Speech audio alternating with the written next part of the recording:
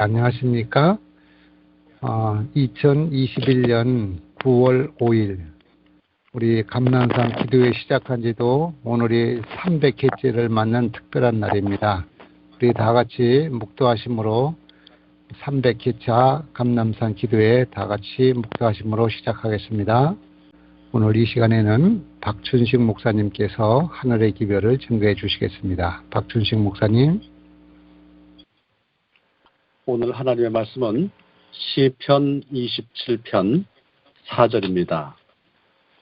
내가 여호와께 바라는 한 가지 일, 그것을 구하리니 곧 내가 내 평생에 여호와의 집에 살면서 여호와의 아름다움을 바라보며 그의 성전에서 사모하는 그것이라. 이봉주 장로님께서 오늘 특별한 날이라고 말씀해 주셨습니다. 정말 감람산 기도회가 이렇게 계속해서 하나님의 은혜로 이어지고 있습니다. 오늘 이 특별한 날, 정말 특별한 날입니다. 유대인들에게 있어서 에루월 28일, 민간력으로 한 해의 마지막 날입니다. 6월 28일입니다. 바로 내일은 로시 하샨나, 9월 6일부터 8일 그 사이에 신년일을 지키는데 민간력으로 티슈리월 1월입니다. 1월 1일이 되겠습니다. 우리가 잘 아는 것처럼 재림신앙은 바로 욤키프로 7월 10일에 우리의 그 유대인들의 달력으로 7월 10일 곧 티슈리월 7월 10일에 예수님께서 재림하시는 날로 계산하고 주님을 맞이하기 위해 기다림으로 시작을 했었습니다. 대실망이 있었습니다. 그런데 바로 내일은 정월 초하루가 되고 9월 15일부터 16일은 욤키프로 대속제일이 됩니다. 이제 새롭게 시작을 하는 때입니다. 다름이 아니라 오늘 제가 이 말씀을 드리는 이유는 시편 27편은 6월달 내내 유대인들이 에루를 바로 신년을 맞이하기 전 6월달 내내 매일마다 읽는 장이 바로 시편 27편입니다. 바로 시편 27편을 읽는 오늘은 마지막 날이 되겠습니다. 그러면 시편 27편을 왜 읽는가?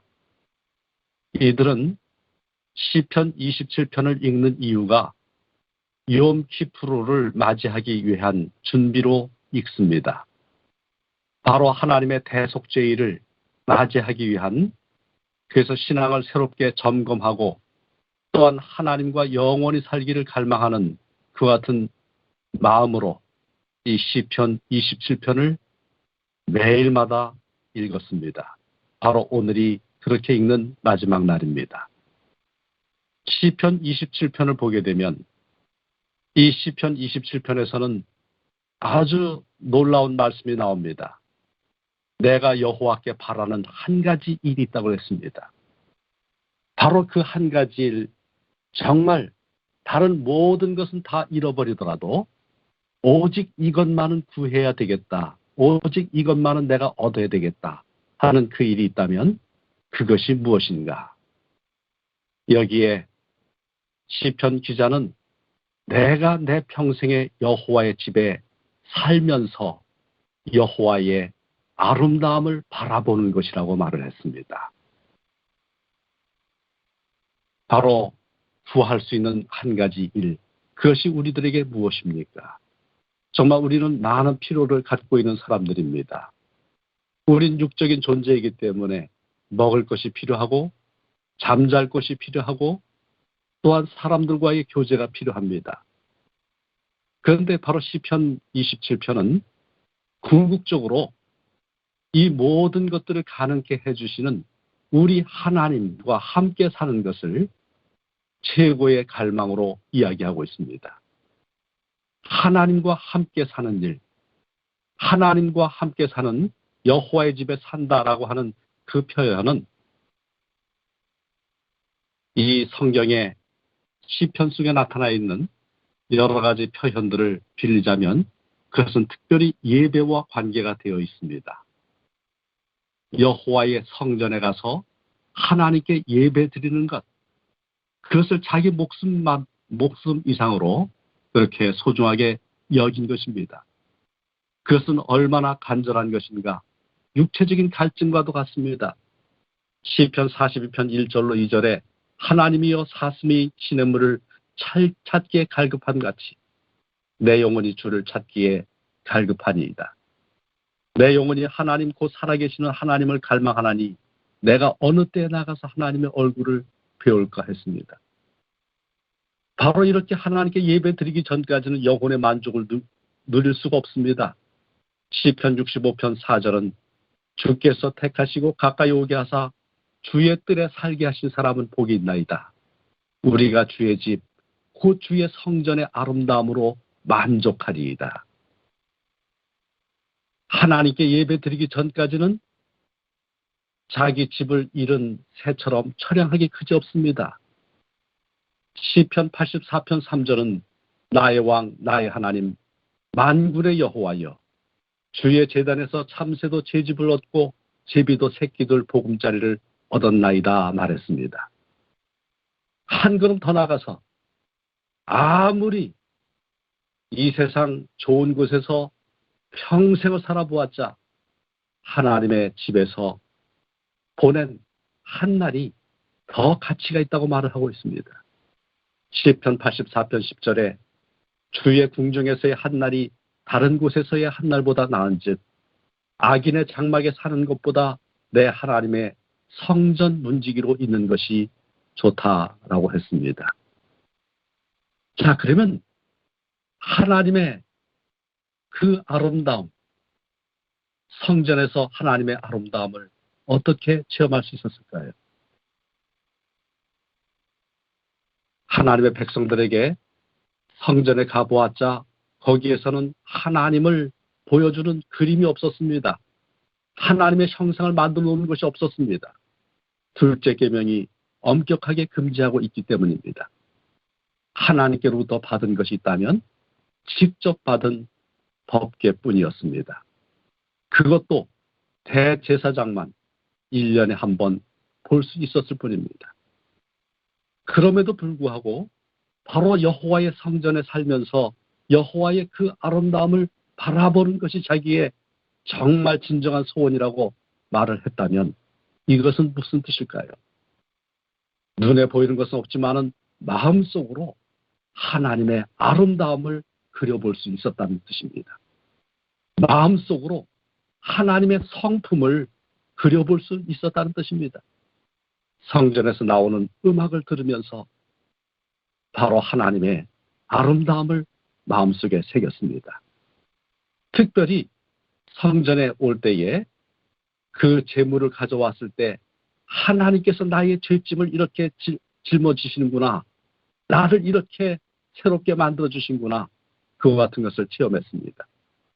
레위 제사장은 성전 의식 속에 있는 영적인 의미에 대해서 자세하게 가르쳐 주었습니다. 이와 같은 모습들을 통해서, 이와 같은 경험을 통해서 정말 하나님의 아름다움을 체험하는 시간을 가졌습니다. 그런데 시편 27편 4절의 말씀 가운데에 우리가 주목해 봐야 할 하나의 말씀이 있습니다. 우리의 한글 개역 개정 성경에는 그의 성전에서 사모하는 그것이라고 말을 하였습니다. 이 사모하다라고 하는 이 말, 히브리어 바카르라고 하는 그 말은 묻다라고 하는 뜻도 갖고 있습니다. 세번역 성경은 성전에서 주님과 의논하면서 살아가는 것이라고 말하였습니다. 일방적으로 단순히 그냥 구경만 하고 지나가는 것이 성전 의식이 아니었습니다. 성전에 왔을 때에 성전에서 하나님께 물었습니다. 하나님께 의논했습니다. 하나님께서 주시는 답을 갖고 집으로 돌아갔습니다. 우리 인생은 참으로 많은 문제들을 갖고 있습니다. 시편 27편을 보면은 그 문제들이 목숨을 앗아갈 만큼 그렇게 무시무시한 문제들입니다. 우리 27편 1절을 보십시오. 여호와는 나의 빛이요 나의 구원이시니 내가 누구를 두려워하리요. 여호와는 내 생명의 능력이시니 내가 누구를 무서워하리요. 악인들이 내 살을 먹으려고 내게로 왔으나 나의 대적들 나의 원수들인 그들은 실족하여 넘어졌도다. 군대가 나를 대적하여 진칠지라도 내 마음이 두렵지 아니하며 전쟁이 일어나 나를 치료할지라도 나는 여전히 태연하리로다. 전쟁 상황입니다. 선과 악의 대쟁투 상황입니다. 여기에서 쓰러지는 것은 죽음을 의미합니다. 영적인 싸움에서 승리해야만 영원히 사는 것입니다. 영적인 싸움에서 지면은 완전히 사라지는 것입니다. 그런데 여기에는 영적인 이와 같은 싸움은 육적인 싸움 가운데서도 벌어지고 있습니다. 다윗의 경우에는 전쟁이었습니다. 어떻게 다윗이 전쟁에 이겼습니까? 다윗은 너는 칼과 창과 단창으로 내게 오지만은 나는 여호와의 이름으로 나아간다라고 말을 했습니다.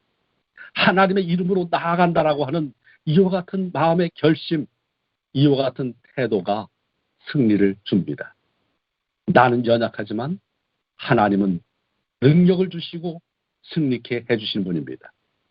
그런데 이렇게 하나님과 함께 동행하는 경험, 하나님이 나와 함께 계시고 나는 하나님의 이름으로 나아간다는 그 경험은 우리가 어떻게 가질 수가 있겠습니까? 그것은 하나님의 음성을 듣고 하나님과 내 삶을 같이 의논할 때에 벌어지는 일입니다. 다윗은 사무엘하 5장 19절, 23절, 24절의 말씀을 보게 되면 하나님께 여쭙고 의논하면서 살았습니다. 여기 사무엘하 5장에 보게 되면 19절에 다윗이 여호와께 여쭈어 이르되 내가 블레셋 사람에게로 올라가리이까 여호와께서 그들을 내 손에 넘기시겠나이까 하나님께 물었습니다. 어떻게 해야 될지 하나님께 의논 드렸습니다. 그때 하나님이 대답하셨습니다. 여호와께서 다윗에게 말씀하시되 올라가라.